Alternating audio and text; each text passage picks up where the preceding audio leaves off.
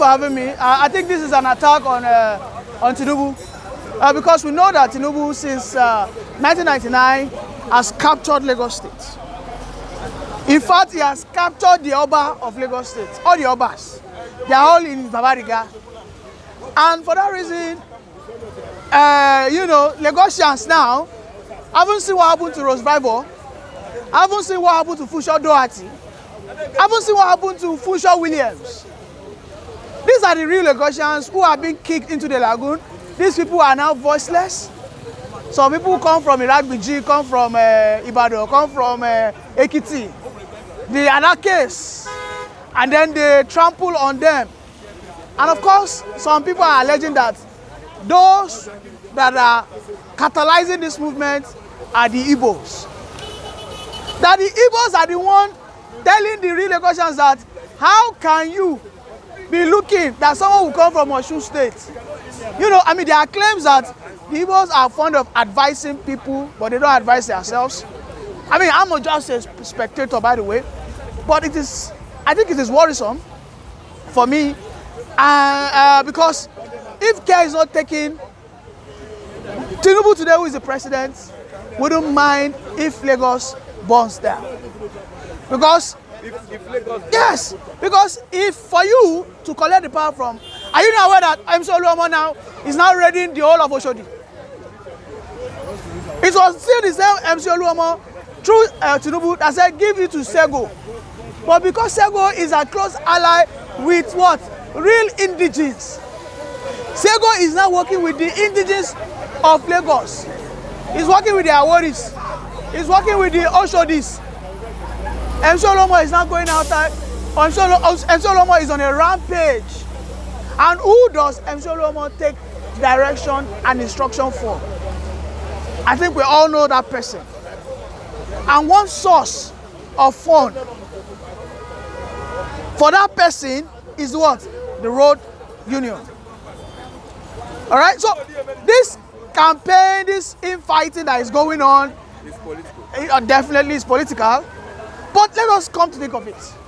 Why are the Yorubas from other states, why have they come to Lagos State to take over from the real indigenes? There's a guy called Shino Adeniji. He is a descendant of the Adeniji Adelays. These are the real kings. These are the real kings of Lagos State. Okay, the Kosokos.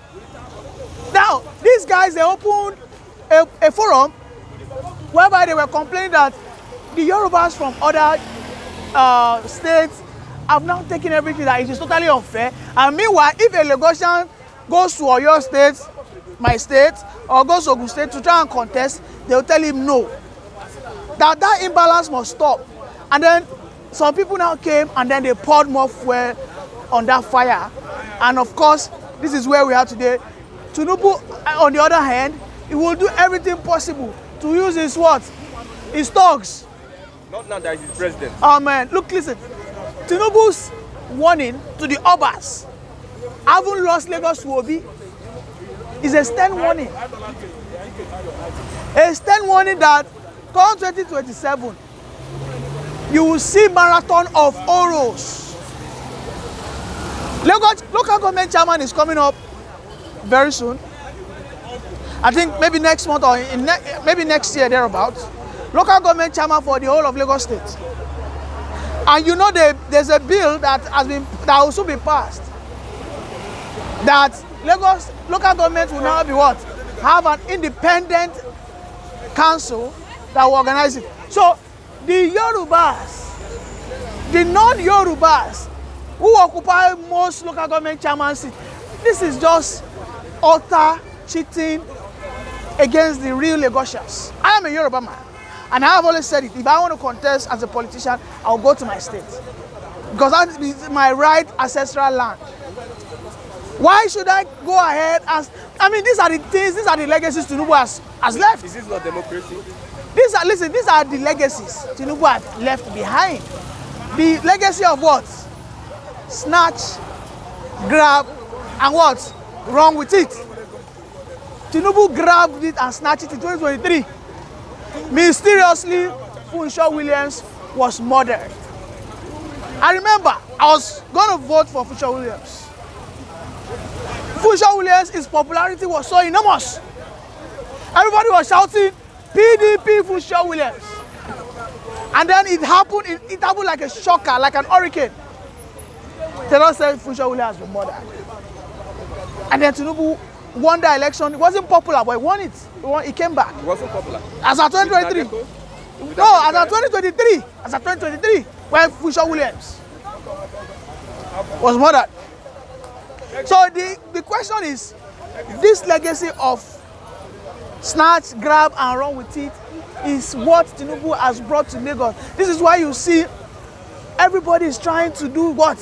The impossible, whereby an Osun man will come to Lagos and say, no, because you are not allowing it. Let us set that standard. But if there is progress in Lagos, is there any need for saying an indigenous must be governor or must control Lagos if there is progress? There's no double standard in my submission. There's no double standard. What is applicable to Lagos State must be applicable to the other states.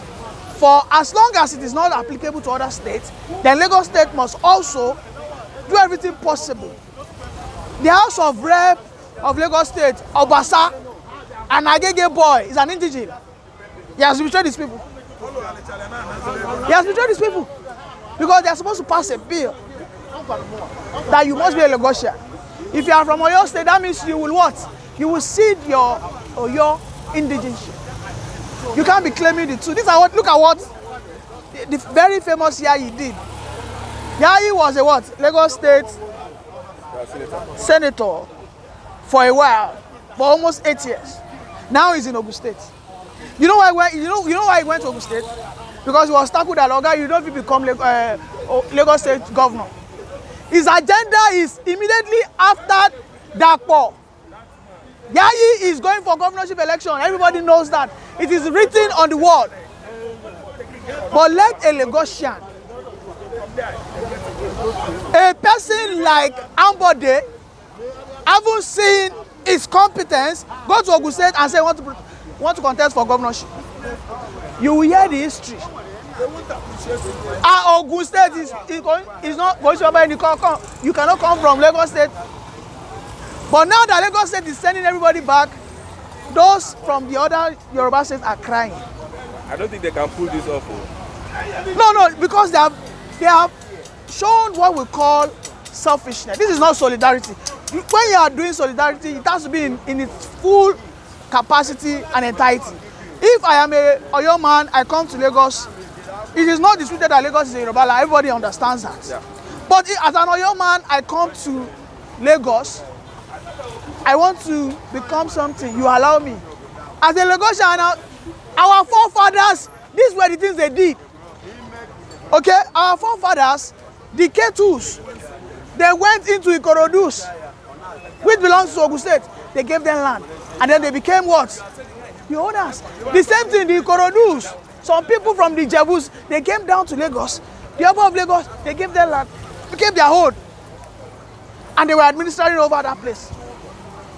For this new generation of Yorubas who don't want to accept that we have been wrong, we have been unfair to the real Lagosians.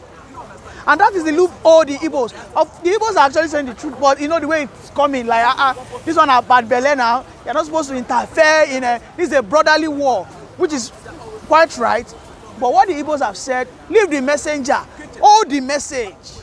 That's my own submission here, that let us leave the messengers, hold the message. The Lagosians have been far too marginalized. I've never seen it before, whereby you are marginalized in your own state.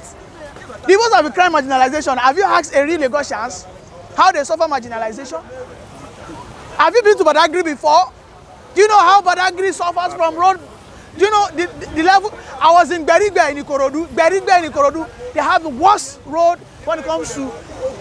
I mean, let me. You ask yourself, is this Lagos? And those are the real Lagosians. Badagry, you cannot drive your car. It's in a deplorable state. So it's unfortunate that the Lagosians are being marginalized and are being maltreated in their state. Hey, look at there's No, popular it is politician. because a man brought a legacy called what? Grab, snatch. I just told you a story of Funshaw Williams. Funshaw Williams, do you know the amount of asset they have? It was Funshaw Williams families happens to be the, one of the biggest land property owners in Lagos State. But within a space of 20 years, Tinubu has overrun everybody. Today, Tinubu is the biggest landlord. And that's a fact, he's the biggest landlord. So what legacy? I see that Tinubu's legacy is telling on the development of an average Yoruba man. I am a man of conviction, and I can tell you that Tinubu stands at the core of the descent of the Yoruba race. Today, most especially in the form of our education, our forefathers who were critical thinkers, these are people who are pathfinders. These are people who want excellence. Tinubu doesn't want excellence for his fellow Yoruba man. What he wants is you to become his stooge.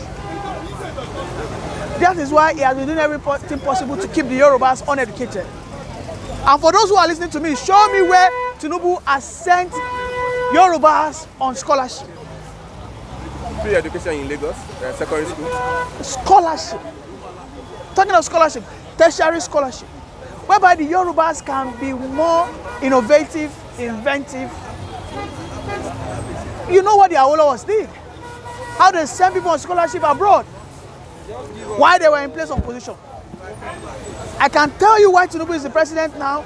Throughout his 8 years, he will not send anybody on scholarship. Because he wants to keep you, that poor person, so that he can manipulate you and control you. But if you are talking of Yoruba today, you cannot call 3 people without calling Tinubu. Tinubu is the most influential Yoruba politician. And everything he has brought to us is what? Insult. The Yorubas are in charge of blue chip companies. Yorubas are dominating. The private sector, Yorubas are dominating.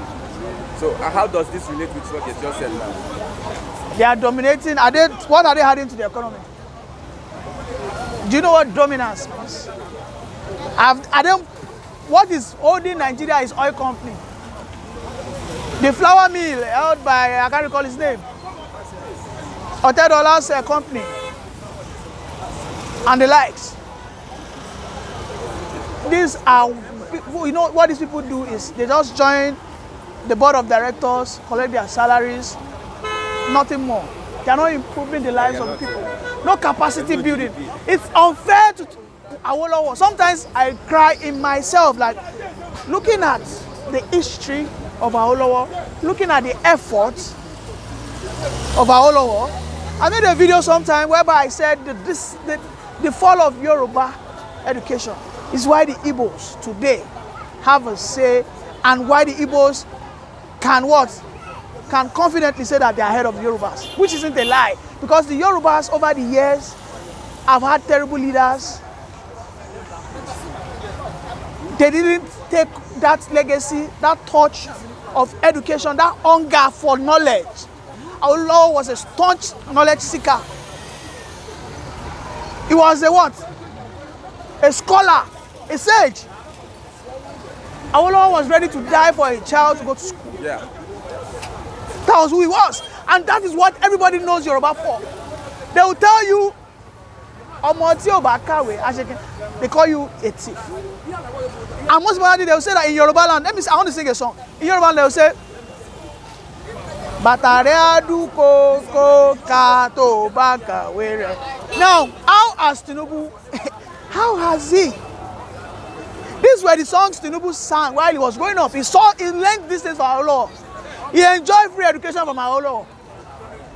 Okay? He became educated through those things Awolowo did. The philosophy of Awolowo. Then going to industrialization, championed by Awolowo, the Obakran's industries. The Songwater Ogun State Roads industries. He saw these things. But you expect me to come here and say that, because say Tinubu na Yoruba man, he has lost it. The only legacy you see now, Owoda.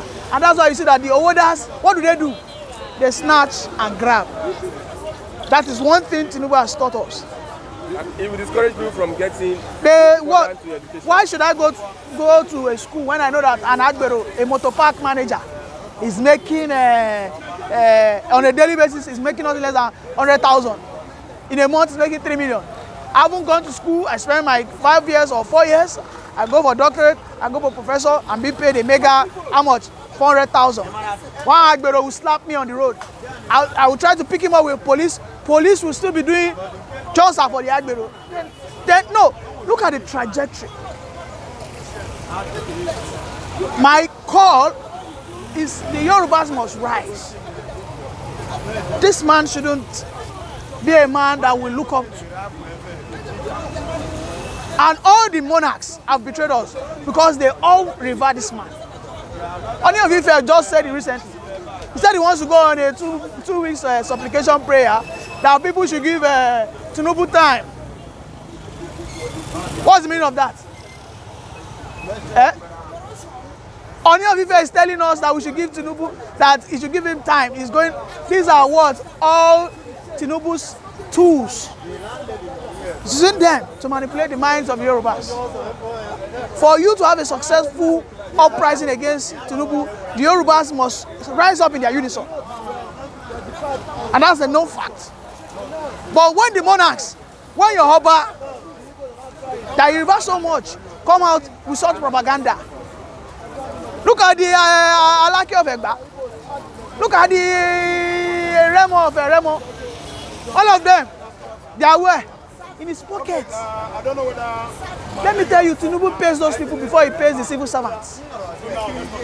Those people are on his priority list. To what end now? To what end? Just for power.